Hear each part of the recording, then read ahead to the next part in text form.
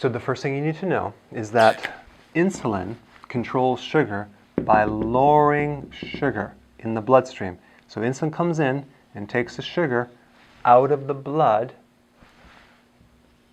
and it puts it in storage.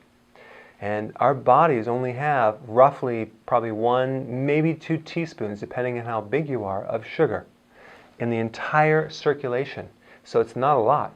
So anything more than that is toxic. And your body will instantly convert, it will convert the sugar to fat and cholesterol.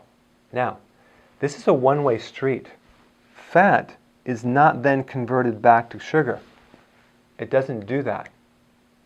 So fat is broken down into other things like fatty acids and ketones, but it's not a two-way street. You can't go back. So once it's converted, it's going to stay there for a while. And so sugar is one of the biggest culprits for obesity, hands down. Now, excess insulin will cause diabetes. That's why when your pancreas burns out and you don't have any more insulin, they have to inject you with it because you've abused the insulin. And even the insulin goes too high, it'll make the receptors resistance. It's called insulin resistance. So it doesn't go in there, and that's called diabetes type 2. So really, the insulin might be there, but your body's not receiving it because it considers it's too toxic when you have too much of that coming through the bloodstream.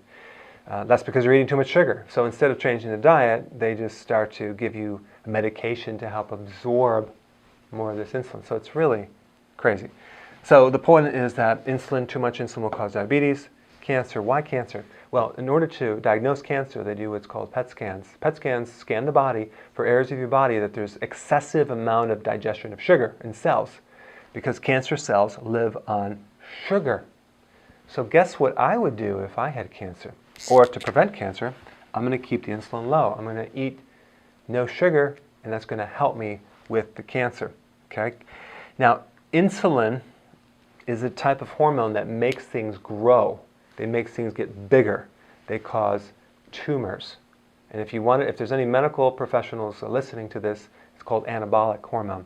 So it makes things get bigger. Estrogen and insulin are anabolic. They make things grow. And that's why you get acne, boils, fibroids, tumors, and eventually cancer.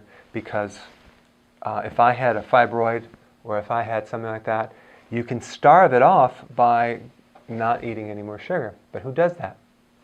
Now, polycystic ovarian disorder, that is a lot of different cysts on the ovaries. That's purely too much insulin. If they were to cut this down, that problem would go away. Neurological, memory. There's even a diabetes type 3, which actually destroys your brain.